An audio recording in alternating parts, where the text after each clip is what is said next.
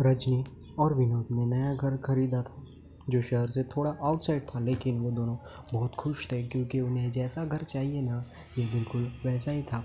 सच में विनोद, आज मैं बहुत खुश हूँ इस घर में आकर। फाइनली हमारा खुद के घर का सपना पूरा हो गया। रजनी ने नए घर में अपना पहला कदम रखते हुए कहा। उसी के साथ साथ विनोद भी अंदर आया और बोला, हाँ रजनी, हम सालों से उस किराए के घर में रह रह के थक गए थे और टाइम पर रेंट पर मकान मालिक के ताने भी सुनने पड़ते थे।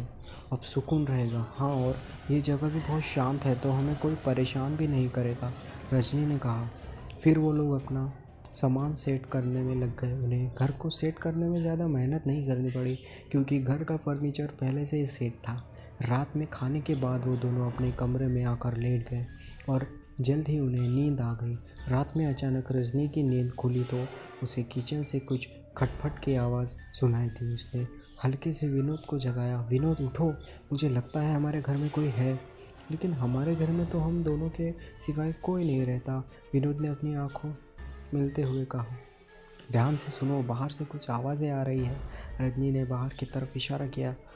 तब विनोद को भी कुछ सुनाई दे रहा था। वो दोनों अपने बिस्तर से उठे और किचन की तरफ बढ़ गए। उन्होंने जैसे ही किचन की तरफ लाइट जलाई, उन्हें पूरा किचन बिखरा मिला और वहाँ कुछ जंगली जानवरों की हड्डियाँ और खून पड़ा था। दोनों ने डर से एक दूसरे को हाथ पकड़ लिया। तभी उन्हें अपने पीछे किसी के होने का एहसास हुआ।